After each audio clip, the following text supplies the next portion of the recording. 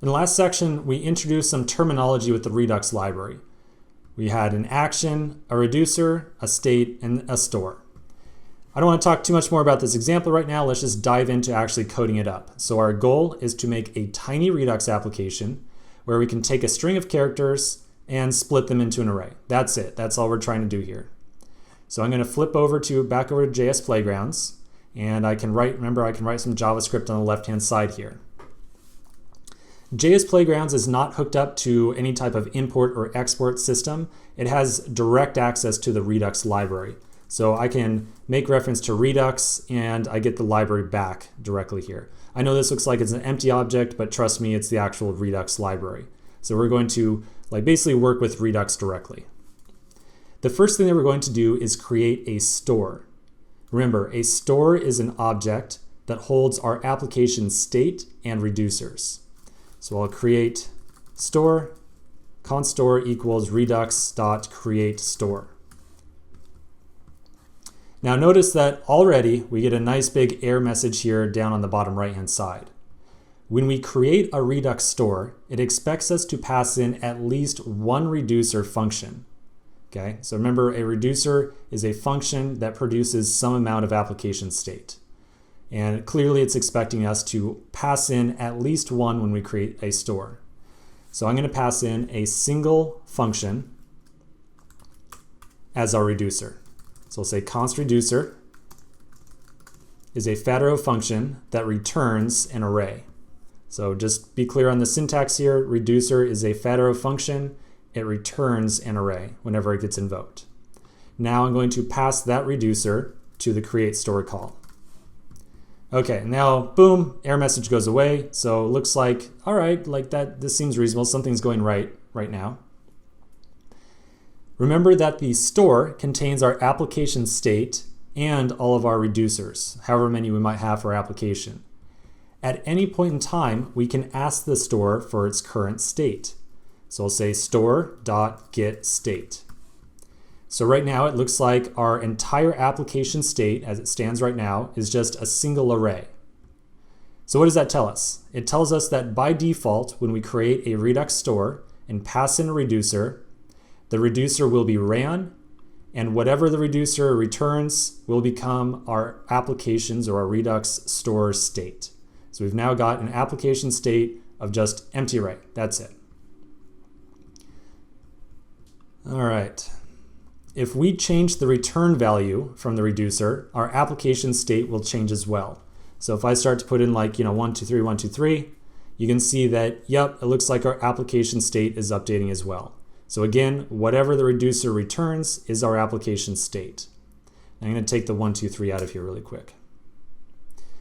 All right, I'm going to flip back over to our diagram real quick, just so we can remember some of our definitions. Here we go. So again, we've now created a store, and we pass that store one reducer. That reducer produces our application state. So that's where we are right now. Next, we're going to create an action. An action is a plain JavaScript object that tells the reducer that it needs to modify the state that it is producing. So we'll first create the action, then tell the reducer how to deal with that action. So back over in JS Playgrounds, I'll create an action. And I'll say it for probably the third or fourth time now. An action is a plain JavaScript object. So I just created a plain JavaScript object right here. The only requirement of an action is that it defines a type property. So when I say type property, I mean literally type. This type property will always be a string. The purpose of this type property is to tell our reducer to commit a very specific operation, like a very specific command or instruction.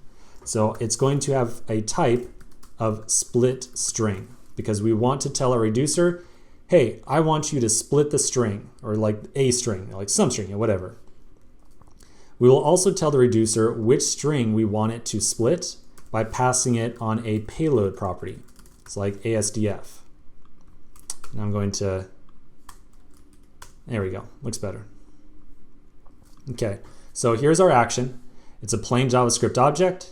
It has a type property. The type you can think of as being like a command or an instruction to the reducer. And it has a payload.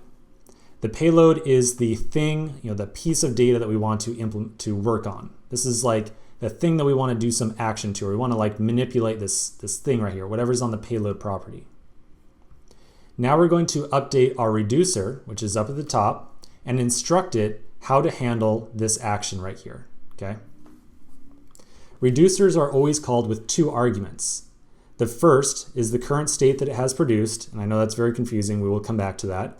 And the second is an action. So just bear with me for a second here. We're going to put some code on the screen and then discuss it. I'm going to say state is an empty array, and action. And then I'm going to put down a fat arrow function body.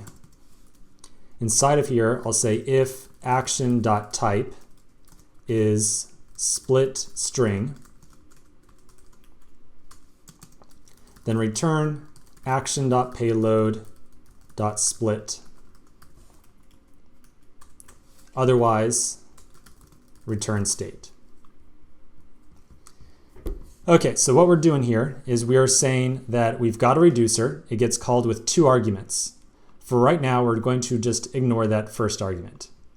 The second argument will be an action. So we've created an action down here, so you can kind of imagine this object right here appearing inside this reducer as a second argument. If the action's type is equal to split string, and for us it will be, then we're going to take whatever the action's payload property is and split it with an empty string. So it'll turn it into just like an array of characters, ASDF. So that's it. That's all we really need to know about actions right now. The last thing we have to do is figure out how to tell this reducer to run with this action. So I want to like feed this action into this reducer, right? That's like what we're seeing with the diagram over here. I want to take this action and I want to push it into the reducer. So to do that, our very last step, I'm going to call store.dispatch action. And then finally, I'm going to run store.getState again. So now when I run my getState method a second time, you'll see that, okay, it looks like for some reason we had an empty array before, but now we've got an array of characters here, like ASDF. Okay, this has been a really long section, so let's take a quick break and then come back and discuss the absolute minutia of all this code that we just added in.